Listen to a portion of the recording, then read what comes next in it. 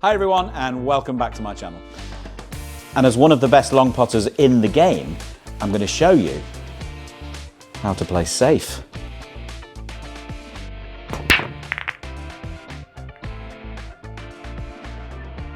Hey guys, yeah, so welcome back, and here we go into safety play. A little bit of a jokey intro there because, you know, it's never been my absolute strong suit. Of course, I've improved a lot as my career has gone on, and I can play safe, of course I can, but it's not something that I particularly enjoy. And I must admit, I was really surprised, you know, because when we first resurrected the channel, you know, very, very keen to get as many of you guys into the comments. What videos do you want to see? There's no point me standing here showing you stuff that no one's interested in. But there were so many people wanted to see videos on how to play safe. I was so surprised. I thought you'd want to see break building and smashing the reds open and long potting and how to make a 50 break, 70 break, 100 break. Show us how to make the 147s. And there have been those comments. Of course there have. But there's been an incredible amount of people who wanted to be shown how to play safe.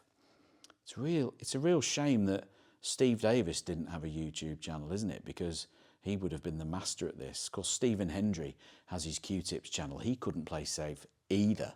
So there'd be no point, Stephen. Stephen, if you are watching this, don't waste your time doing a safety demonstration video. It'll be about as much waste of time as this one's going to be. But I'm going to try and show you some very, very basic, generic tips to improve your safety play. I'm going to show you a couple of practice routines that I think can help you. They've definitely helped me. I'm not going to go into the finer points of match play, when and how should you put a ball on a cushion. You know, you hear John Parrott saying that in the commentary all the time, you know, take your 40 or 50 points and then put the yellow on the side cushion. I'm not going to go into that today because what side of the table to play on, where to play those safety shots, which colours to put safe and when, they're all really important topics of their own. And they deserve to be covered specifically later on. And there will be videos coming very, very soon on those topics because they're very, very important. What do you mean when you play safe? Well, what we generally mean is that the cue ball, after you've played your shot, finishes somewhere near this cushion. And generally in a position where your opponent can't pot a red. That's it. Thanks for watching. And I say, no, I'm joking. That's generally what we mean when we say a good safety shot is all about, it tends to be, as a generalization, about getting this cue ball close to this cushion. Sometimes you'll put the cue ball tight on the cushion, you've played the shot that you wanted to play, you've left your opponent an opportunity to pot a red, and they'll get it. That's the game, I'm afraid. That's just the way it is. Happens to you, happens to me, happens in every snooker club, in every snooker match, in every snooker tournament around the world.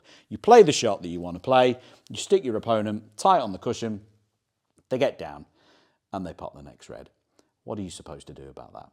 Absolutely nothing. You played a good shot and you got nothing for it. That's the frustrating thing about safety play. Sometimes, unless you can cover every single red, it's not safe. Sometimes you force your opponent to go for that shot. You think, I'm going to force them into it this time. I'm going to tempt them. I'm going to tempt them into it. They get down and pop the red. Few of you will remember a few years ago I played Jack Lazowski in the British Open at Cheltenham. In the deciding frame, I put Jack there. Tight there, right there. And he could only see one red all the way down the table. And he went for it and potted it and cleared up. What can you do? You just have to applaud them and say good shot. But how do you get the cue ball here consistently? Those of you in snooker clubs, those of you with your own tables who use an iron regularly will notice that running along this part of the table is a darker area, an area where the iron is at its hottest and it actually starts to colour the cloth slightly darker. It's about that wide. And that's the type of area that we're looking for. When we play in these safety shots that I'm going to show you, these safety routines, we're looking for the cue ball to finish in an area between the cushion there and maybe there. Somewhere there in that gap is what we consider to be a good safety shot. That's before we start talking about trying to get the cue ball in behind colours and all the rest of it. That's to come at another time. But let's move into this, what I would consider a really good practice routine to help you learn about quarter ball contact, slightly thinner, and getting nice length on the cue ball. Let's move into it now. This routine is not glamorous.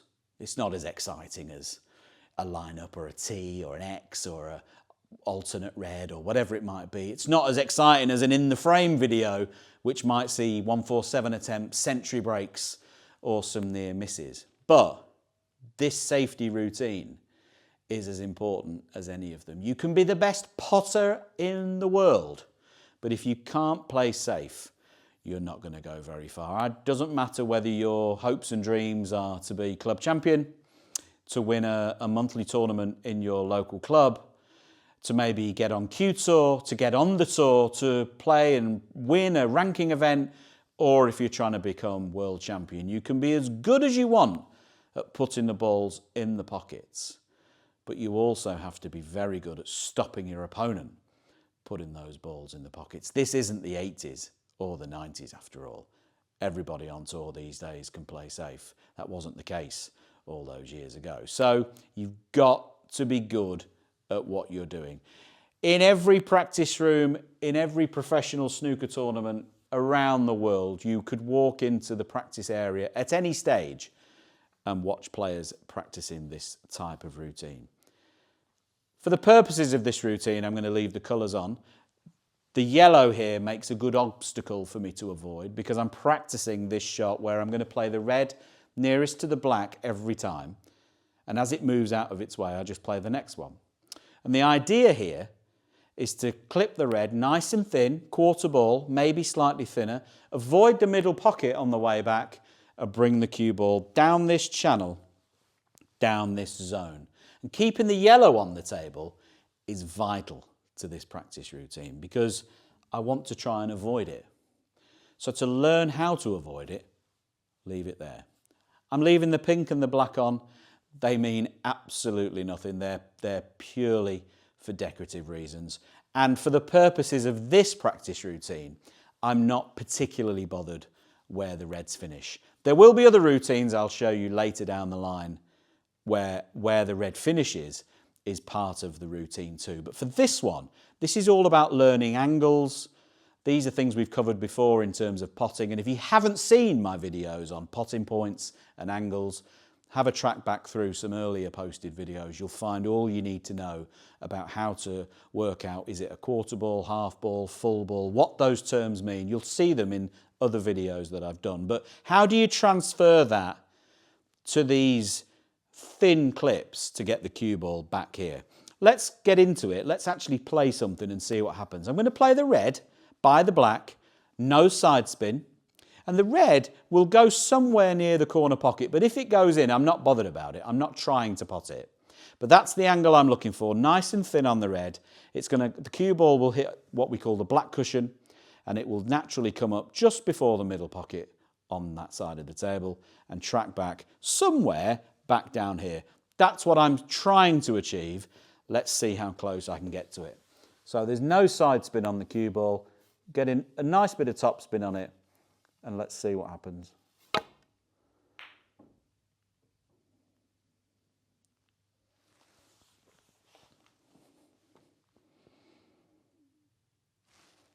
I'm quite pleased with that as first shot, as shot number one.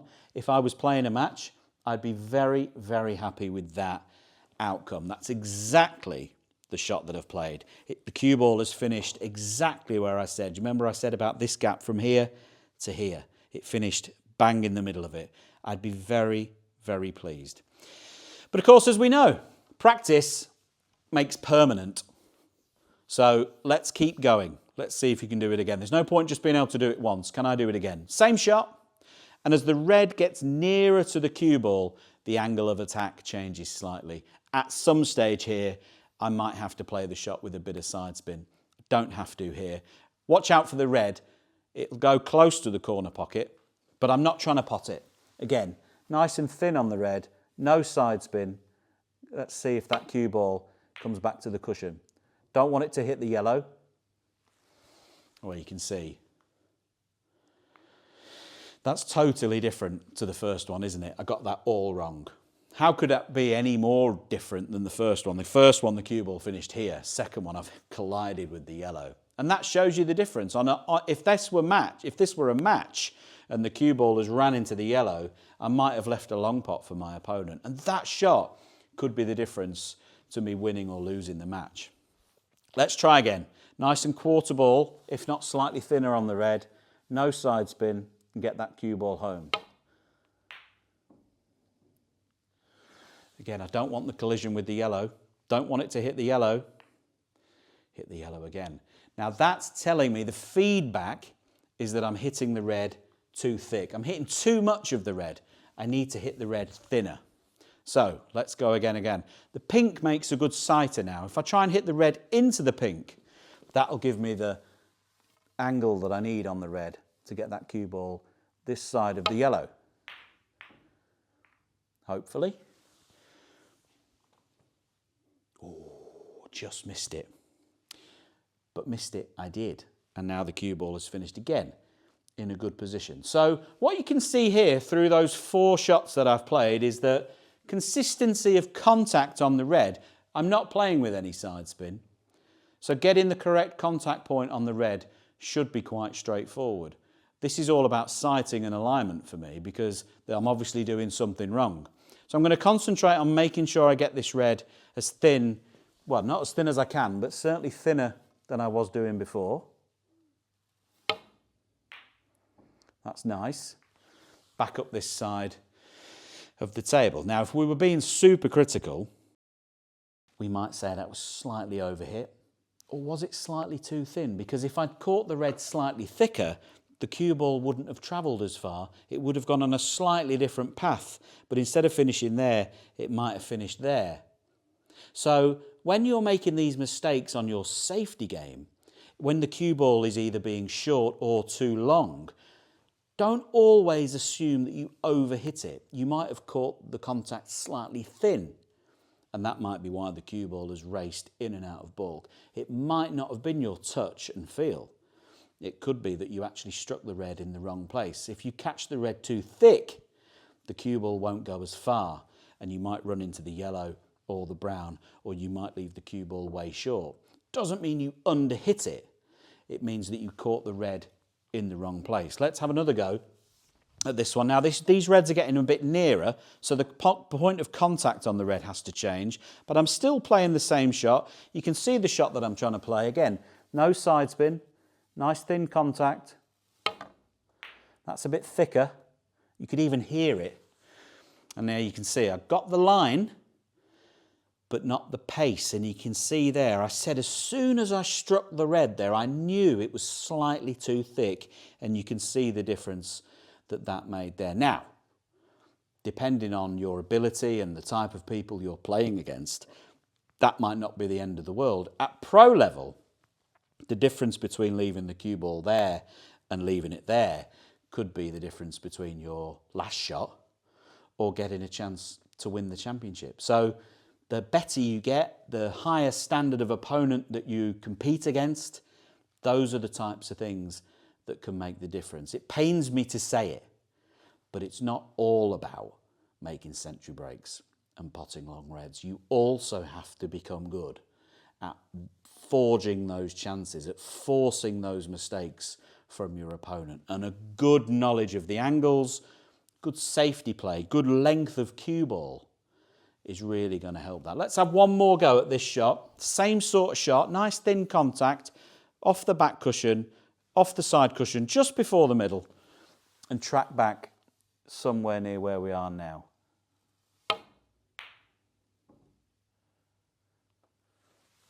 Yeah, that looks good. Pace looks good. And a bit like the first one, if that was in a match, I'd be really, really happy with that. Let's reset the reds and show some other types of shots, because those plain ball shots are all well and good, but they're not always where you end up. You sometimes have to play something slightly different. I'm just trying to think what's the best shot to show. Get those balls out of the way for this. Now, this is a type of shot that you see regularly, certainly on the TV, and this is another type of safety shot, what we like to call the figure of eight or the break-off style safety shot. And we say the break-off style because after the cue ball strikes the red, it strikes the back cushion, it strikes the side cushion, it comes in between pink and blue, off the side cushion and back in behind the yellow, just like a break-off. And one of the keys to good safety play is remembering and seeing and learning patterns of play. Shots that you might play somewhere else that actually, although maybe the distance changes or the number of reds on the table changes, this is actually a break-off. It's the same shot. It's in a different part of the table, but it is the same angle. So I'm going to play a break-off type of shot off the red nearest the back cushion, and I'm trying to bring the cue ball with left-hand side spin off the two cushions, underneath the blue, to this side cushion, and again back to the cushion here. And again, my target is this sort of hand width space off the cushion. Anywhere in that gap, I'm dead happy. This is left-hand side. You've got to factor in the left-hand side. What's that left-hand side spin going to do to the cue ball on its route to the red? That's vital here. I can't aim where I would aim normally with no side because the cue ball isn't going to go in a straight line. So I have to factor that in, build that into the shot. And again, just play this as you would a normal break. Not bothered about the red. And that's worked out really, really well. As I say, in other routines, I would be bothered about the red. There will be other safety routines that I'll show you where the red finishes is important. But for the sake of this routine, this is all about cue ball length and the shape around the table. We're going to keep doing it. I'm going to try and get the red slightly thinner this time, a bit more side spin. That's nicer. And there you can see how the shot resembles a break-off. Remember that. When you're playing safety shots, remember that certain templates of shots, the patterns of shots, you can transfer them from one shot to the next. That shot, all you need for that shot is to know how to break off. It's the same. Let's finish with one more style of safety shot and then we can all move on with our life. This is the type of shot you see so much. I'm going to play this shot in a couple of ways. I'm going to play it plain ball with no side spin. Again, we're not focusing on the red here. I'm going to play it with no side spin. The cue ball's going to come off the red, down onto the back cushion, and it's going to track back up the table, and it's going to go somewhere near the green. The problem with playing it plain ball is I'm not sure if it's going to go through this gap of green and brown. I'm not sure if it's going to hit the green, and I'm not sure if it's going to come down this side of the green to safe. It's all about how much of the red I hit. So let's have a go at this one. Let's see what I get. Just so we know whether I get it right or not, in my mind, I'm trying to play the cue ball down this side of the green. I don't want to hit the green. So that requires a nice thin contact, about quarter ball, no side spin.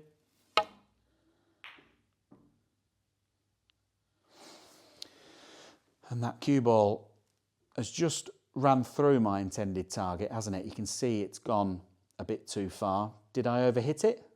Or did I catch the red too thin? My opinion, I caught the red too thin because it didn't take the path down the table that I wanted it to. But what I've learned throughout my career is that getting these safety shots wrong, it's much better to hit them too thin than it is to hit them too thick. This time I'm going to play the shot with left-hand side because I'm going to try and take the green out of the equation totally by playing with left-hand side. That means the cue ball is going to come off the red onto the back cushion. It's then going to alter its natural path and go to the side cushion and bring the cue ball back down this side of the table into this channel, hopefully avoiding the green. And what I'm doing here is I'm making the shot more difficult by using side, but I'm trying to take the green out of the equation. This is quite an advanced shot. And if you're in your club or practicing on your table and you're at the stage where you can play this shot, then you're really becoming a good snooker player, because this is an advanced shot. Again, left-hand side, 3 cushions, missed the green.